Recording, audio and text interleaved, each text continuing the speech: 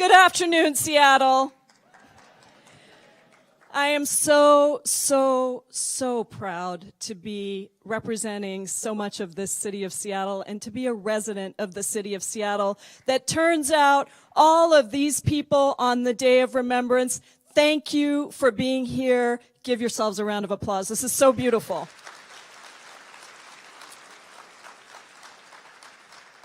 And I want to say thank you so much to DENSHO and my dear friend Tom Ikeda for your tremendous leadership over the last many decades, for the humanity, the compassion, and the recording of the stories from the past in such great detail, and the tying together of the links over the years from the internment to civil rights in this century after 9/11, all of the work you did. Thank you so much, Tom, for all of your dedication. And I also want to acknowledge our elders who have brought us to this place with your strength and your resilience and your courage. Thank you for being here and for continuing to represent the greatest parts of the United States.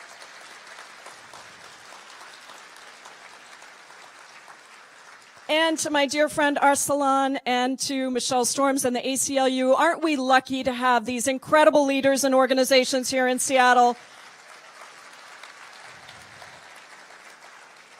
I like to say when I'm in Congress that Seattle is the moral conscience of the United States of America. And we are gathered together here because we know that when we say never again, we mean never again. As an organizer my whole life, I have always believed that telling our stories is an essential act of resistance. And the way that we organize and continue to fight for the things that we believe in is to tell the stories of the mistakes that we have made in the past, mistakes with enormous consequences for our country and for our world. And let's be very clear that Executive Order 9066 was a terrible, terrible mistake with enormous consequences for people in the United States and across the world, and we will never let that happen again.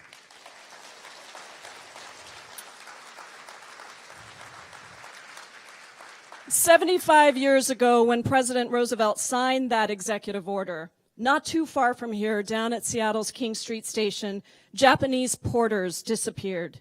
Japanese women working in our public schools were forced out of their jobs. And once President Roosevelt's order went into effect, they were rounded up along with 12,000 Japanese Americans in our own state by agents of our own government and then bused to internment camps. A woman named Toku Shimomura wrote in her diary, "It was time to leave Seattle, the city where we have lived for such a long time. Even though I tried not to cry, tears flowed." And it is with regret that I tell you now that that same heartbreak that Toku felt, that same deep feeling of separation, of being torn away from her community, the same flames of hysteria and racism that were being fanned back then, are what we are seeing again today, and it is why your presence here and your vigilance is so important. After September 11th, we experienced some of those same painful echoes of our history, and it's when I came to know Tom, when he reached out and said, let's make the connections between the Japanese internment and what is happening after 9/11. As many of you know, the Bush administration at the time passed the Patriot Act, went into rounding up Arab and Muslim men across the country, registered over 93,000 American Muslim men in special registration. And the same person that wrote that order of special registration is now back in the White House, Chris Kobach. We saw Somali grocery store owners living out the American dream right here in South Seattle, targeted by raids, and it was in that environment that I and so many of you came together to form Hate Free Zone, then called Hate Free Zone, now One America, to fight against that. And because of our collective action, we were able to sue the Bush administration and stop the deportations of 4,000 Somalis across the country. We were able We were able eventually to end special registration. But part of what made that possible was the Japanese American community right here. And I still remember being with Diane Narasaki in the basement of ACRS for a meeting just a few weeks after 9/11, where we were talking about what was happening. And one of the most moving things to me was an elderly Nisei gentleman who stood up and said, if there's one thing that our legacy has shown us, it is that we can never allow this to happen again. And that Japanese American community has stood with us from that time to make the connections between civil liberties abuses in 1942, civil liberties abuses in 2001, and civil liberties abuses today. So thank you to the Japanese American community for continuing to lead on that.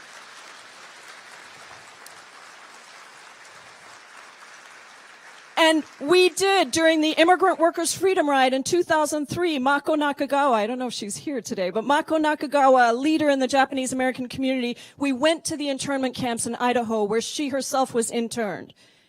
And we were able to continue to show how we must stand up together, that fear and patriotism together are very powerful means of suppressing dissent, but we must refuse to be afraid and we must refuse to be silenced, because our dissent is the most patriotic thing that we can do.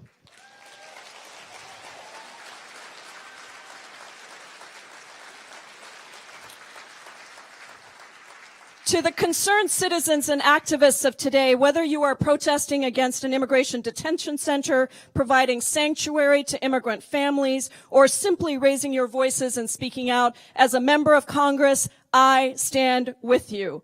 We cannot let the abnormal be normalized, because this sets down the path towards repeating the most dark and terrible aspects of our history. Never again is now, and we need your voices as we move forward.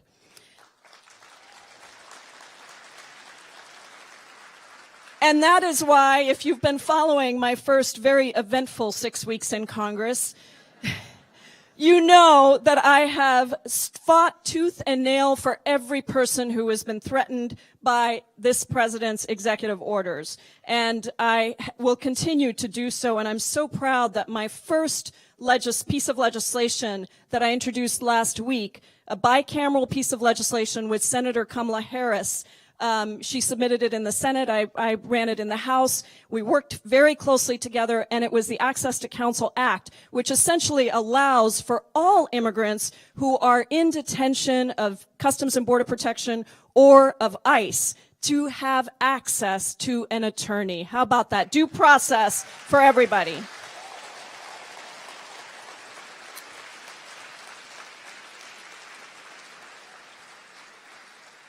Let me say, and I know many of you probably have many questions, and we too we watch every day unfold with a sense of horror and a sense of determination.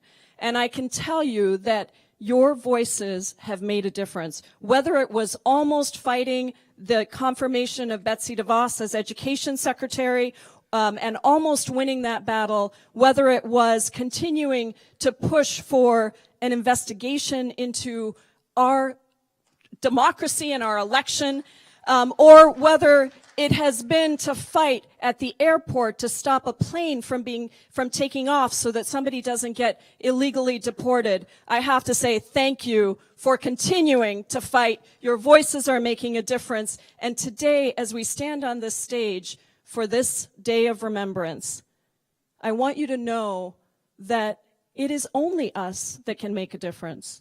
There is nobody else that is going to make the difference. And so when you wonder if your voices matter, when you wonder if your phone calls are important, and by the way, we've received over 14,000 phone calls, letters, and emails to our office. Thank you so much.